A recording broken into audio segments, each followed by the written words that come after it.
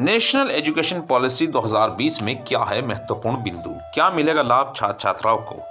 इस विषय विस्तृत चर्चा करने के लिए डॉक्टर के.जी. अरोड़ा, जो कि दून ब्योर्निक school Dehradun, the Scindia school Gwalior एवं बिरला स्कूल नैनीताल सहित देश की विख्यात शिक्षण संस्थाओं में अपनी सेवा दे चुके हैं।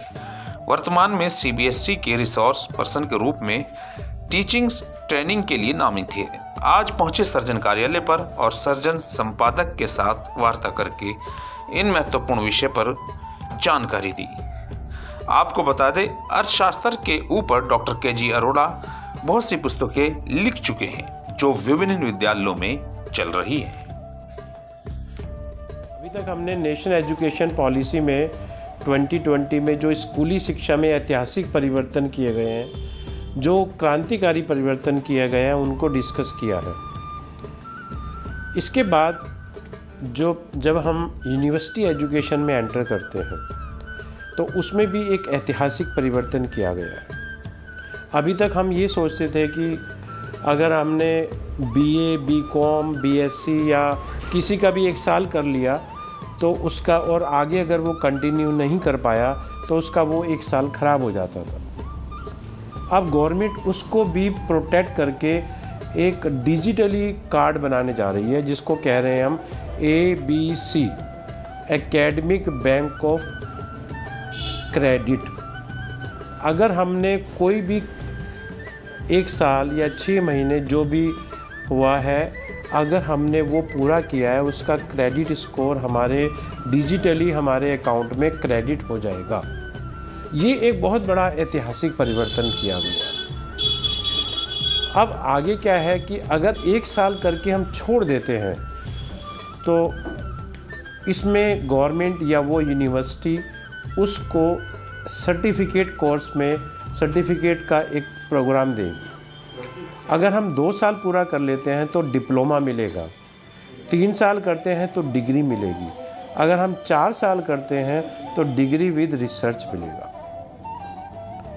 क्योंकि जब हम एब्रॉड में एजुकेशन लेने जाते हैं तो वो ये कहते हैं कि आपके कम से कम 4 साल अंडर ग्रेजुएशन यानी कि ग्रेजुएशन में होने चाहिए अगर आगे की पढ़ाई करनी है। तो अगर हम 3 साल की करके जाते हैं तो 1 साल हमें वहाँ पर एज ए कंपनसेशन करना पड़ता है। तो इसको सही करने के लिए, इसको अवॉइड करने के लिए कि बच्चों को दिक्कत ना हो, तो ऐसा गवर्नमेंट ने किया है कि 4 साल यहीं से कंप्लीट करके जाए।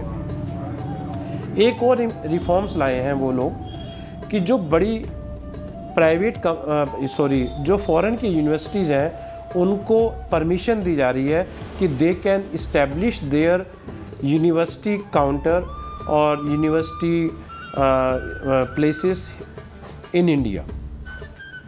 और फिर एक कंपटीशन होगा, हेल्दी कंपटीशन होगा एजुकेशन की क्वालिटी के बीच में।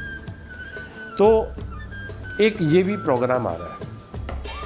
अब यहाँ पर भी वही सेम बात होगी कि आप अगर मान लीजिएगा कि अगर आप फिजिक्स के साथ इकोनॉमिक्स पढ़ना चाहें तो यहाँ पर दे विल अलाउ यू। एक और इम्पॉर्टेंट बात, अगर सपोज कीजिए किसी एक पर्टिकुलर कॉलेज में एक लैब है और दूसरी पर्टिकुलर कॉलेज में दूसरी लैब है, यहाँ पर वो कह रहे हैं कि आप रिसोर्सेज को पूल करके उसके दोनों स्टूडेंट्स को दोनों लैब्स का फ़ायदा दीजिएगा।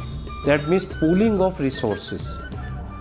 इसे कहते हैं ऑप्टिमम यूटिलाइजेशन ऑफ रिसोर्सेज।